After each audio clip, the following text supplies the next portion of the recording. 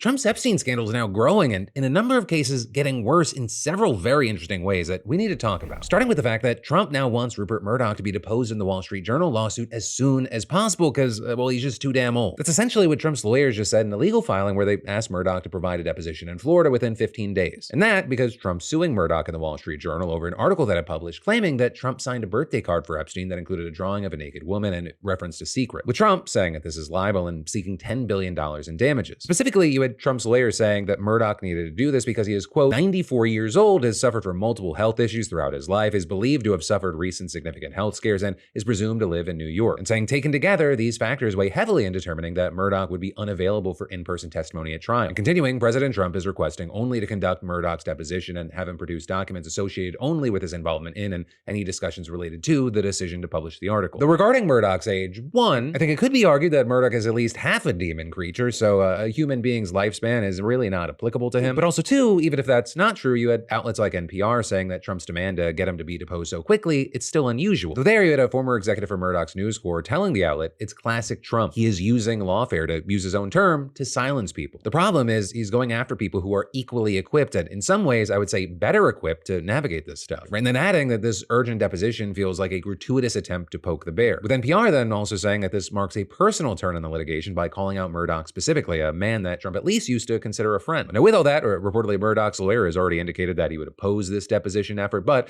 we're gonna have to see where any of that goes. Especially since that's not the only Epstein update we have today. Because Ghislaine Maxwell is now saying that she has some pretty strict conditions if Congress wants her to testify. And that, of course, after last week, she was subpoenaed by Republican Representative James Comer, and it initially seemed like she was not going to cooperate. But now, in a letter that her lawyer sent to Comer today, it appears that she's open to the idea so long as she can answer questions outside of prison and be granted full immunity. And claiming that those are, quote, non-starters because Miss Maxwell cannot risk further criminal exposure in a politically charged environment without formal immunity, nor is a prison setting conducive to eliciting truthful and complete testimony. And that is, she also demands that Congress provide their questions in advance so that she can prepare and identify relevant documentation and that any appearance be scheduled after the resolution of a recent Supreme Court appeal. Or they say you could just scratch all the above as long as she gets clemency and then she would be willing and eager to testify. But if she can't get any of that, her lawyers say that Maxwell will have no choice but to invoke her Fifth Amendment rights. As far as, do those requests stand a chance in hell, you had a spokesperson to the House Oversight Committee telling Axios that it will respond to her lawyers soon, but it will not consider granting congressional immunity for her testimony. And so that, is just another thing we're gonna have to keep an eye open for. But then also this morning, we got reports that had some saying this should 100% immediately put an end to all the conspiracies about that missing minute in the jail video. Because in the hours and hours of footage that the DOJ shared from the detention center that Epstein was being held in, the minute before midnight was not included, which prompted a ton of questions. But today, you had a government official telling CBS News that it's completely fine. There's no missing minute. With a source saying that the FBI, Bureau of Prisons, and DOJ all have a copy of the video where the minute is not cut. And so as far as, what does this do for a public that is increasingly demanding every single detail about the case to be made public, including the missing minute?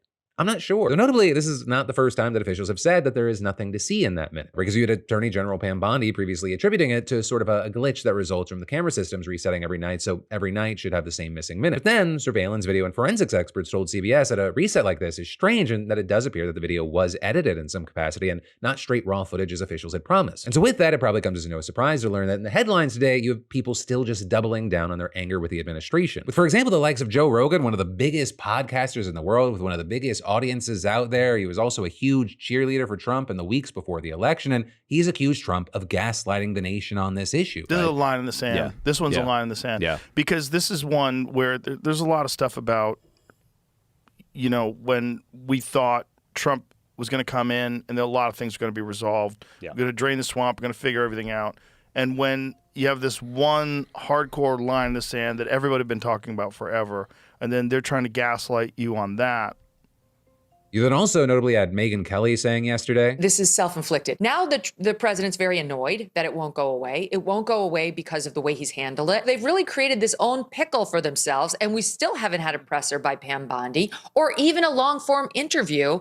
So it's hard to have a lot of sympathy. Right, and all of that, it reflects general public frustrations. And that's not just echo chamber, online-only vibes. There's been a decent amount of polling showing that the public just feels like officials are hiding something about this case. And in fact, just this morning, you had the Washington Post reporting that it texted over 1,000 Americans about Epstein and Trump, and it showed that over 60% of the country is at least paying some attention to the case, and the majority, they don't approve of Trump's handling of it. So there, I will say, it is worth noting that even though the big focus has been on MAGA Republicans lashing out at Trump here, the Post, they found that Democrats are paying the most attention and they're most likely to disapprove of how things are going. But that is, again, only part of the story because you have reports noting that as Joe Rogan and the Andrew Schultzes and others like that in that space, as they're continuing to bring up this situation week after week, that's keeping the issue alive and it's thriving in the minds who are more independent or lean right. CNN even noting that Epstein's name was mentioned more than 40 times in the most recent episode of the Joe Rogan Experience, and saying the outrage is coming from within Trump's normally steadfast circle of conspiracy-minded media boosters. And then saying as arguably one of the most, if not the most influential of these figures, Rogan's criticism suggests Trump's headache will only grow from here. And so Trump's Joe Rogan problem, which is bigger than Joe Rogan, but he is kind of, we'll call it a wind maker. There are a lot of people in this space that kind of just go with the wind. It appears to still be going and even growing, even as the administration has been throwing out distraction after distraction. Time will tell if Trump's going to be able to dig himself out of this hole that honestly they created for themselves.